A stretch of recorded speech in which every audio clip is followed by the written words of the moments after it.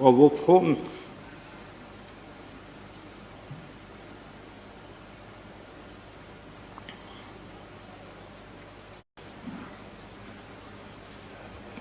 Airport से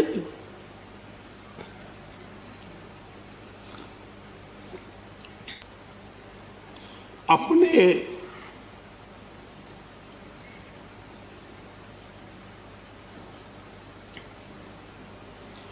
परिवार के सदस्य की चिंता करें,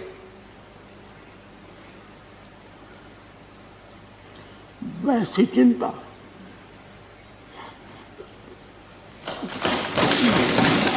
कार्य की ओर कदम रख रहे हैं। श्रीमान गुलाम नबी आजाद जी, श्रीमान शमशेर सिंह जी, मीर मोहम्मद फैयाज जी, नाजिर अहमद जी, मैं आप चारों महानुभावों को इस सदन की शोभा बढ़ाने के लिए, आपके अनुभव का, आपके ज्ञान का सदन को और देश को लाभ देने के लिए और अपने क्षेत्र की समस्याओं का समाधान के लिए आपने जो कुछ भी योगदान किया है, उसके लिए मैं सबसे पहले तो आपका धन्यवाद करता हूं।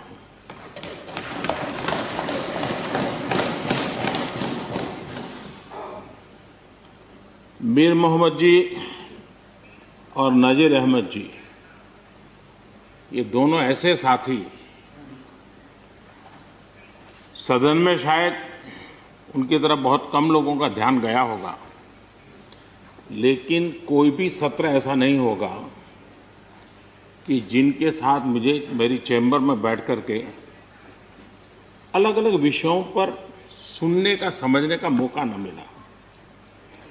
इवन कश्मीर की भी बारीकियां जब उनके साथ बैठता था, कभी कभी तो वो परिवार के साथ भी आते थे, इतने अनेक पहलू मेरे सामने रखते थे, वो मेरे लिए भी बड़ा एनलाइटनिंग रहता था। तो मैं हमारे इन दोनों साथियों का, जो मेरे साथ व्यक्तिगत रूप से नाता रहा और जो जानकारियां मुझे वो मिलती थी, मैं उसके लिए उनका हृदय से आभार भी व्यक्त करता हूं। और मुझे विश्वास है कि उनका कमिटमेंट और उनकी क्षमता, ये दोनों देश के लिए और विशेष करके जम्मू कश्मीर के लिए काम आएगी। देश की एकता, देश के सुख शांति वैभव को बढ़ाने में काम आएगी, जब मुझे पूरा विश्वास है। हमारे एक साथी शमशेर सिंह जी, अब तो याद भी नहीं रहा कितने सालों से मैं उनके साथ काम करता रहा हूं, क्योंकि मैं संगठन की दुनिया में का इंसान रहा, इसी क्षेत्र में मैं काम करता था। कई वर्षों तक जम्मू कश्मीर में भी काम करने का मौका मिला।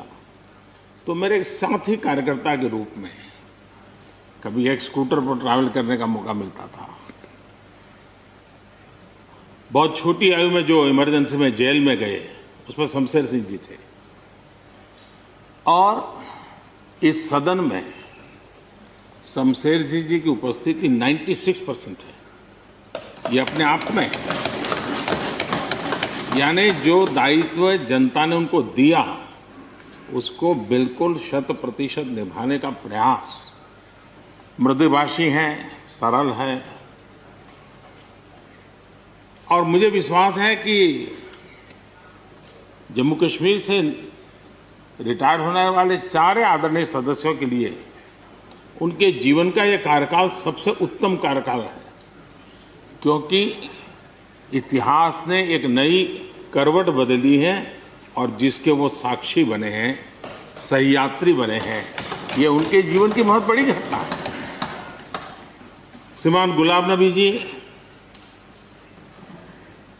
मुझे चिंता इस बात की है कि गुलाम नबी जी के बाद इस पद को जो संभालेंगे, उनको गुलाम नबी जी से मैच करने में बहुत दिक्कत पड़ेगी।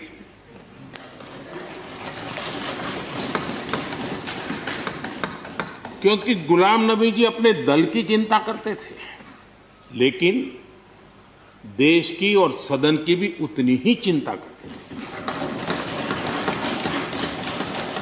ये छोटी बात नहीं है जी, ये बहुत बड़ी बात है जी। वरना अपोजिशन के लीडर के रूप में अपना दबदबा पैदा करना, ये सब मोह किसी को भी हो सकता है, लेकिन उन्होंने सदन से, मैं शरद पवार जी को भी इसी कैटेगरी में रखता हूं, वे सदन की और देश की चिंता को प्रायोरिटी देने वाले नेताओं में से रहे। गुलाम नबी जी ने बखूबी इस काम को निभाया है। मुझे याद है इस कोरोना काल में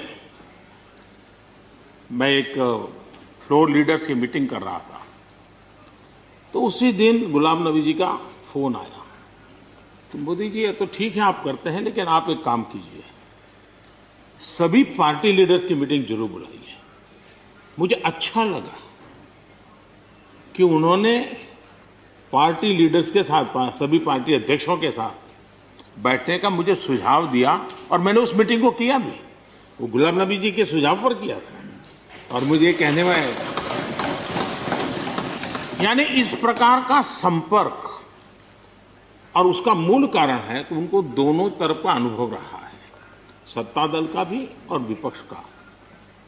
28 साल कार्यकाल, ये अपने आप में बहुत बड़ी बात होती है जी। बहुत साल पहले की बात है, शायद अटल जी की सरकार होगी, मुझे याद नहीं रहा। मैं यहाँ सदन में किसी काम से आया था, मैं तो तब राजनीति में नहीं था, ये इलेक्टोरल पॉलिटिक्स में नहीं था, मैं संगठन का काम करता था। तो मैं और गुलाम नबी जी ऐसे ही लॉबी में गप्पे मार रहे थे। अब जैसा पत्रकारों का स्वभाव रहता है, बराबर नजर लगाए बैठे थे कि ये दोनों का मेल कैसे हो सकता है। हम हंसी खुशी से बातें कर रहे थे, तो हम जैसे ही निकले तो पत्रकारों ने घेर लिया। गुलाम नबी जी ने बहुत बढ़िया जवाब दिया था, वो जवाब हम लोगों के लिए बहुत काम आने वाला है। उन्होंने कहा, भाई देखिए, आप लोग हमको अखबारों में या टीवी माध्यमों में या पब्लिक मीटिंग में लड़ते झगड़ के देखते हो, लेकिन सचमुच में इस छत के नीचे हम जैसे एक परिवार का वातावरण कहीं नहीं होता है। इतनी हमारी आत्महत्या होती है, इतने सुख दुख होते हैं। ये जो स्पिरिट है, वो स्पिरिट अपने आप में बहुत बड़ी बात होती है। गुलाम नबी जी का एक शौक शायद बहुत कम लोगों को पता होगा, और कभी उनके साथ बैठोगे तो बताएंगे। हम सरकारी बंगलों में रहते हैं, तो बंगले की दीवारें, अपना सोफा सेट, उसी के आसपास हमारा दिमाग रहता है। लेकिन गुलाम नबी जी ने उस बंगले में जो बगीचा बनाया है, यानी एक प्रकार से कश्मीर की घाटी की याद दिला दे, ऐसा बगीचा बनाया है। और इसका उनको गर्व भी है, वो समय देते हैं, नई नई चीजें जोड़ते हैं, और हर बार जब कंपटीशन होती है तो उनका बंगला नंबर 1 ले आता है।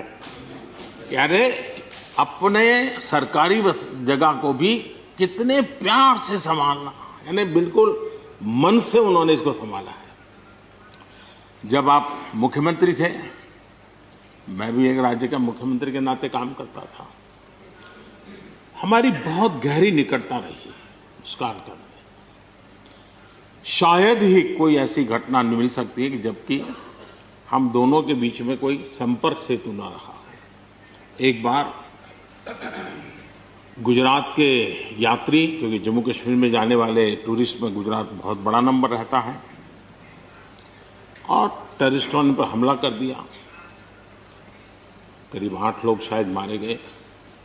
सबसे पहले गुलाम नबी जी का मुझे फोन आया।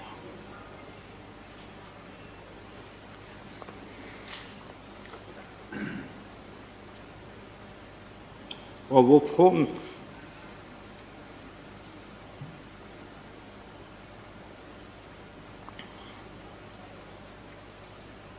सिर्फ सूचना देने का नहीं था,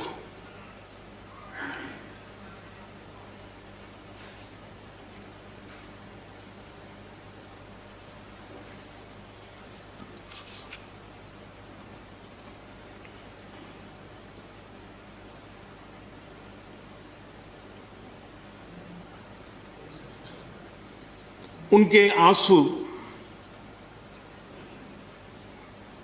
रुक नहीं रहे थे। फोन पे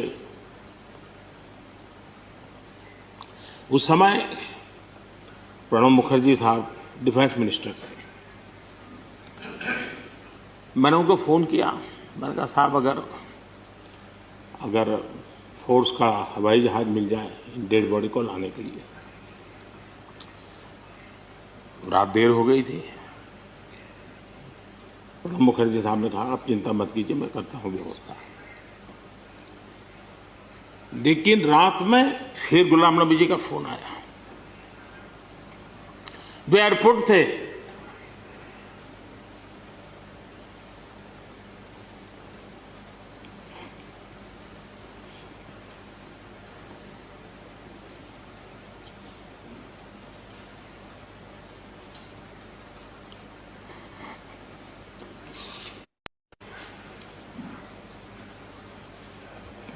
एयरपोर्ट से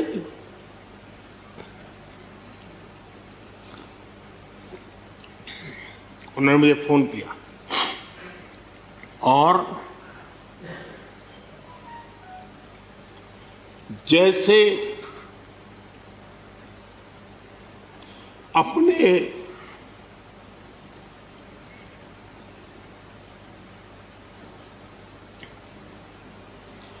परिवार के सदस्य की चिंता करें,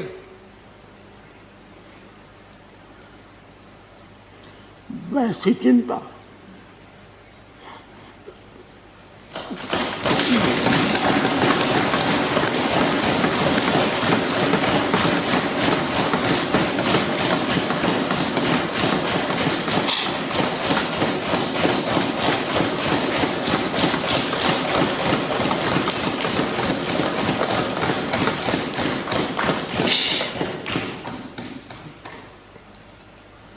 पद, सत्ता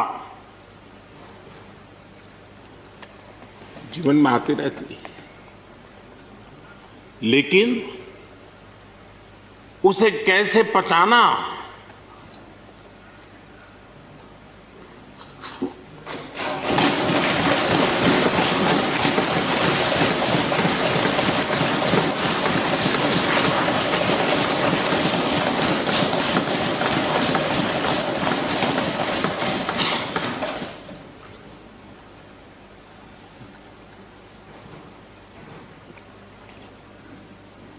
मेरे लिए बड़ा भावुक पल था।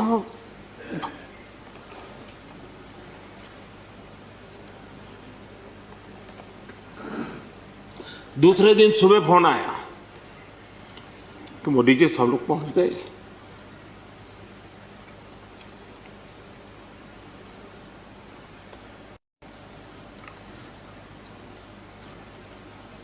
इसलिए एक मित्र के रूप में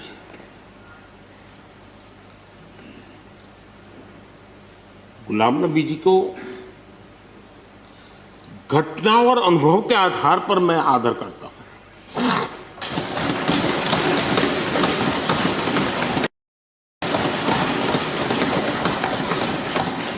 और मुझे पूरा विश्वास है कि उनकी सौम्यता, उनकी नम्रता, इस देश के लिए कुछ कर गुजरने की उनकी कामना, वो कभी उनको चैन से बैठने नहीं देगी। और मुझे विश्वास है कि जो भी दायित्व जहां भी वो संभालेंगे, वे जरूर वैल्यू एडिशन करेंगे, कंट्रीब्यूशन करेंगे और देश उनसे लाभान्वित होगा। ये सब मेरा पक्का विश्वास है। मैं फिर एक बार उनकी सेवाओं के लिए आदरपूर्वक धन्यवाद करता हूं और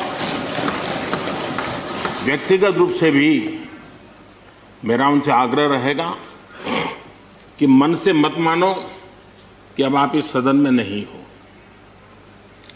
आप के लिए मेरे द्वार हमेशा खुले, इन चारों माननीय सदस्यों के लिए खुले हैं। आपके विचार, आपके सुझाव, क्योंकि देश में सब बहुत जरूरी होता है। ये अनुभव बहुत काम आता है, मुझे मिलता रहेगा। ये अपेक्षा मैं रखता ही रहूंगा। आपको मैं निवृत्त होने नहीं दूंगा। फिर एक बार बहुत शुभकामनाएं, धन्यवाद। हम हैं एमडीएस कॉलेज ऑफ एजुकेशन। आपने सुना ही होगा, एक राष्ट्र का निर्माण उसके अध्यापक करते हैं, हम तैयार करते हैं उन्हीं राष्ट्रीय निर्माताओं को।